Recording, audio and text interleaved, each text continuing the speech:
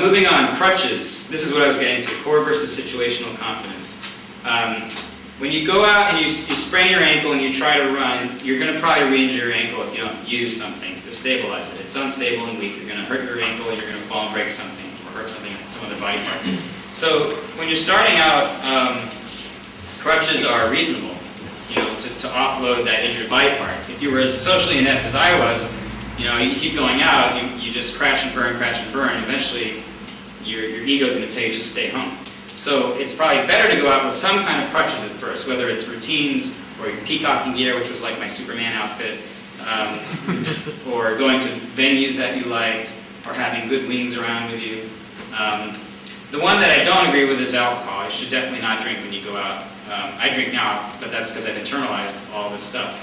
But at the beginning, you're rewiring your brain, the neurotransmitter. I think there's a neurotransmitter component to approach anxiety. It's like any phobia, you need to sensitize it. And if you're mucking all that up by drinking, you're not going to gain all that subtle calibration skill. You're not going to rewire the synapses and all that stuff. It's not going to happen. So you can't mask with alcohol at all. That's counterproductive. You need to go out, face your anxiety, rewire, do all the things you need to do inside your brain until it's finally set, normal, like socially acceptable.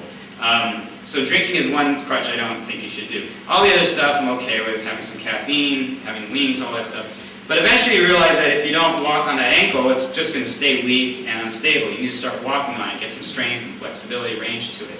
So you have to start getting rid of these crutches with time and develop what I call what's called core confidence, not being confident about the situation.